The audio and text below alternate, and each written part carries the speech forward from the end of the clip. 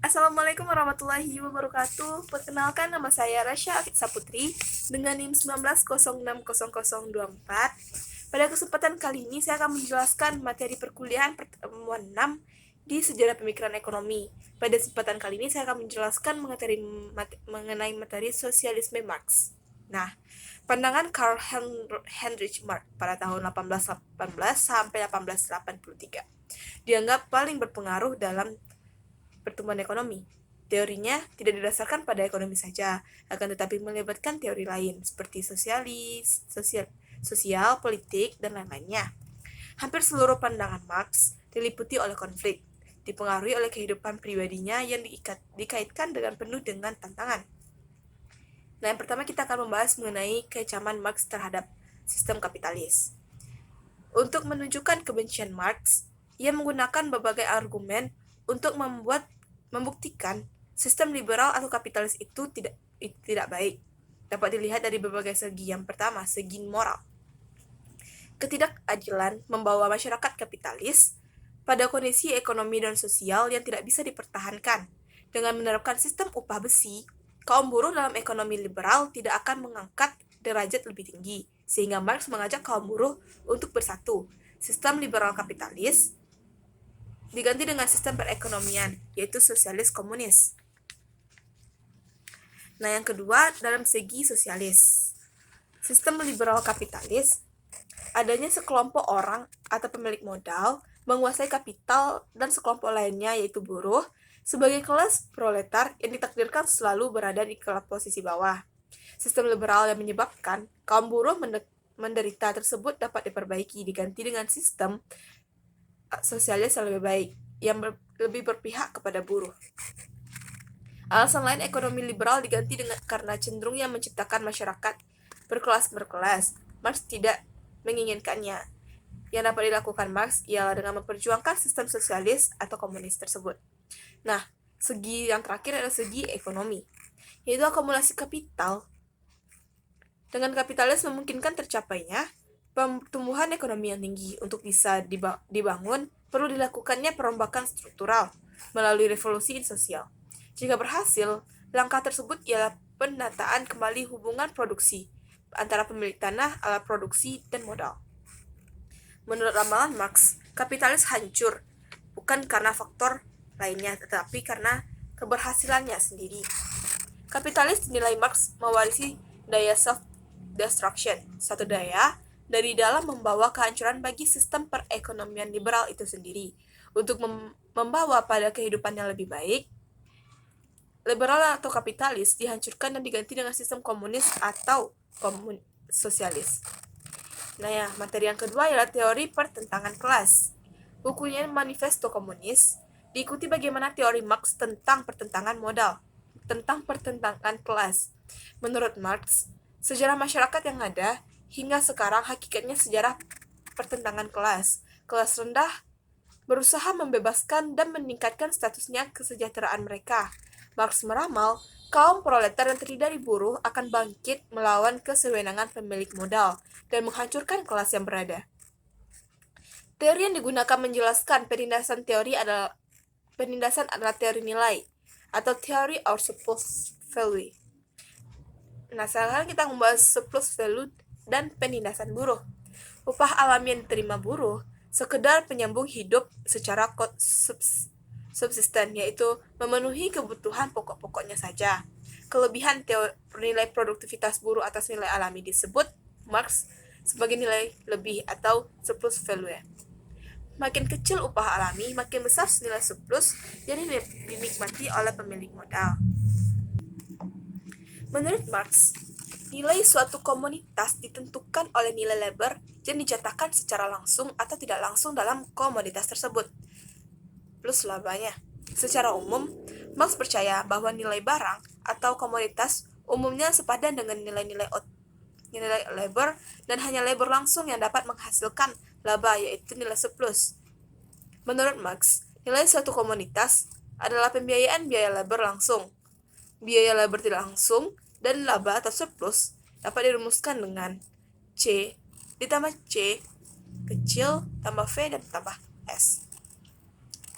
Istilah Marx tentang modal tetap atau biaya labor tidak langsung, dan modal variabel atau biaya-biaya langsung berada dengan selisih dalam bukunya dalam buku ekonomi modern.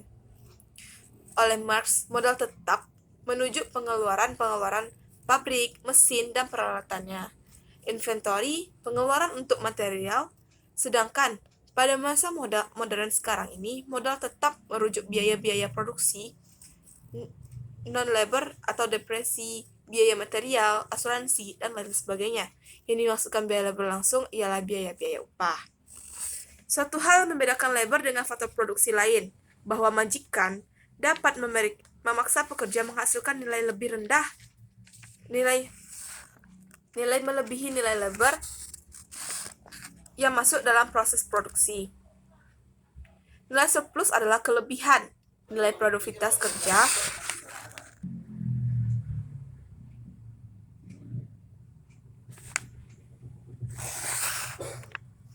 nilai surplus adalah kelebihan nilai produktivitas kerja atas upah alami yang diberikan kepada buruh. Rendahnya nilai upah, makin besar nilai surplus yang dikalangi pemilik modal. Tingkat eksploitasi bisa diukur dengan membandingkan nilai surplus dengan nilai upah yang diberi. Tingkat di atas jelas terlihat bagaimana pemilik modal memperoleh kekayaan dengan menindas buruh, sebagaimana dari laba ditanami kembali sebagai investasi. Dalam investasi ini, kekayaan mereka akan menumpuk, makin lama makin besar. Akumulasi kapital akan berhasil dengan memberikan tingkat upah yang sangat rendah. Kompetisi di nilai Marx mengandung daya yang kalau tidak diawasi akan menghancurkan sendi-sendi kehidupan. Perusahaan besar menjadi kecil, yang lemah tergusur dari pasar, sehingga golongan lemah mengecil, kaum proletar semakin banyak. Sebagai akses dari persaingan yang tidak sehat, yang kalah akan tercampak dari pasar dan mengumpul di pusat-pusat industri, membentuk perkumpulan kumuh. Hal ini menguntungkan kaum kapitalis sebab bisa dijadikan cadangan para tenaga kerja yang murah. Kalau mereka membuat ulah, mereka bisa saja dipecat atau disebut dengan PHK, dan akan 1.000 orang akan menggantikannya. Dengan jumlah buruh yang sangat banyak, pendapatan rendah, siapa yang akan membeli produk tersebut? Karena daya beli rendah, barang tidak laku, pabrik terpaksa akan menutupnya. Marx menganalisis jika pabrik tutup, pengangguran merajalela, membawa kekalutan pada masyarakat. Ia meramal akan datangnya masa terjadi krisis besar-besaran yang mengakhiri riwayat kapitalis. Nah, materi selanjutnya yaitu dialektika materialisme historis. Konflik antara ideal dan realitas, kapital dan labor, juga pertumbuhan dan stagnasi. Marx berpendapat bahwa kapitalis mesti diganti dengan sistem lain, dengan harmoni atau keselarasan etis, sosial, dan ekonomi. Bagi Marx, pangkal semua perubahan adalah dilakukannya penghisapan atau eksploitasi dari kapitalis terhadap buruh yang memungkinkan terjadinya akumulasi kapital di pihak pemilik modal, tetapi kemiskinan di kaum buruh. Perbedaan pemilik kapital dan kaum proletariat membawa ke arah revolusi sosial. Jika kaum proletar sudah tidak tahan lagi, mereka melancarkan revolusi mereka. Pekerja menghancurkan pabrik, merusak milik kaum kapitalis. Jika semua akan hancur, mereka akan tergusur dari lapangan pekerjaan. Menurut Marx, kaum kapitalis memperjuangkan proletar harus menuntun revolusi yang dilancarkan kaum proletar ke arah yang lebih benar dan revolusi dilancarkan sebaik-baiknya. Bagi Marx, memperjuangkan nasib buruh, mereka harus bersatu memperjuangkan sistem yang berpihak pada kaum buruh, yaitu sosial atau komunis. Dengan materialisme historis, Marx percaya sejarah manusia dibutuhkan oleh kebutuhan ekonominya, yaitu materi. Marx percaya kekuatan ekonomi manusia ditentukan oleh kebutuhan ekonominya. Menentukan hubungan produksi, pasar, masyarakat, dan suprastruktur seperti ideologi, falsafah, hukum, sosial, budaya, agama, dan lain sebagainya nantinya diorganisir. Jika kekuatan produksi lemah, memberi dampak langsung bagi pengaturan produksi barang dan jasa, sedangkan kekuatan-kekuatan yang mantap membawa pada pengeluaran produksi yang lebih maju. Hubungan ekonomi sosial budaya baru berbeda dengan nilai lamanya. Biasanya akan menimbulkan konflik. Sebab masyarakat ditakdirkan berevolusi dari tata yang rendah ke tata yang lebih tinggi. Perbudakan diganti oleh feodalisme, lalu diganti dengan kapitalisme, dan terakhir akan diganti ke sosialisme. Nah, fase-fase perkembangan masyarakat menurut Marx. Yang pertama, komunisme primitif atau suku. Yang kedua, perbudakan. Yang ketiga, feodalisme, kapitalisme, sosialisme, dan terakhir ialah komunisme.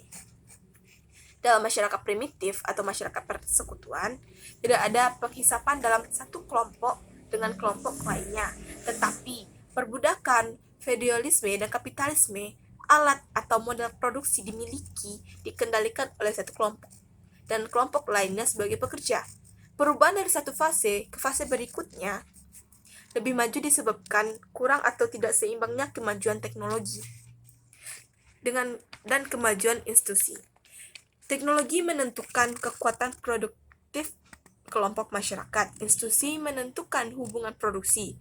Teknologi bergerak lebih cepat daripada institusi. Kemajuan teknologi membawa berbagai perubahan, bahkan menciptakan kelas baru dalam masyarakat yang punya kekuatan dan kekuasaan untuk merobek institusi yang lamban. Lembaga akan diciptakan sesuai kemauan mereka yang menguasai kekuasaan tersebut. Dengan diciptakan institusi baru, sementara keadaan akan membaik, tetapi teknologi bergerak akan lebih cepat. Akibatnya timbul lagi kelas masyarakat yang baru, yang gilirannya melakukan perombakan terhadap institusi yang ada, sesuai yang mereka inginkan. Persaingan sengit antara pengusaha memacu menemukan cara-cara atau teknik-teknik produksi yang lebih efisien, seperti teknologi hemat tenaga kerja. Dalam jangka pendek, perusahaan yang menentukan teknik baru memperoleh laba di atas normal. Sewaktu teknologi mereka diadopsi perusahaan lain, tingkat laba akan menurun. Sebagian perusahaan bisa tersingkir. Dalam usaha menghadapi perubahan laba, perusahaan yang dipaksa meningkatkan eksploitasi terhadap buruh. Buruh yang beruntung masih memperoleh pekerjaan, tidak berani bertindak apa-apa terhadap perlakuan sewenang-wenang dari kapitalis kalau tidak ingin mereka dipecat. Tidak sebanding dengan produksi dan konsumsi. Inilah yang menimbulkan resesi atau depresi. Akibatnya ekonomi akan krisis. Menurut Marx, produksi yang berlebihan, tingkat konsumsi efisien, distorsi, serta eksploitasi dilandasi yang dialami buruh bergabung menciptakan kondisi yang memaksa terjadinya revolusi sosial untuk menumbangkan kapitalis. Untuk melaksanakan pembangunan, perlu adanya dirombak struktur masyarakat. Beberapa program yang dianjurkan Marx setelah revolusi itu berhasil. Yang pertama, penghapusan hak milik tanah dan menggunakan semua bentuk sewa tanah dan untuk tujuan-tujuan umum. Yang kedua, program pajak pendapatan progresif atau gradual, penghapusan hak pewarisan, pemusatan kredit di tangan negara, pemusatan alat-alat komunikasi dan transportasi di tangan negara, pengembangan pabrik-pabrik serta alat-alat produksi milik negara. Dari program di atas, diperhatikan agar alat-alat kekayaan produktif, terutama modal dan tanah, berangsur-angsur dikuasai negara. Negara yang mendistribusikan alat-alat tersebut digunakan, hasilnya dibagi rata seluruh lapisan anggota masyarakat. Jika program pembangunan sudah jalan, perbedaan kelas sudah akan berakhir. Kegiatan produksi berada di tangan masyarakat luas. Semua ini tercapai pada fase akhir tahap komunisme penuh. Nah, materi yang terakhir mengenai beda sosialisme dan komunisme menurut Marx. Dapat dilihat dari produktivitas, hakikat manusia sebagai produsen, pembagian pendapatan. Dalam fase sosialisme produktivitas rendah, kebutuhan material belum tentu terpenuhi.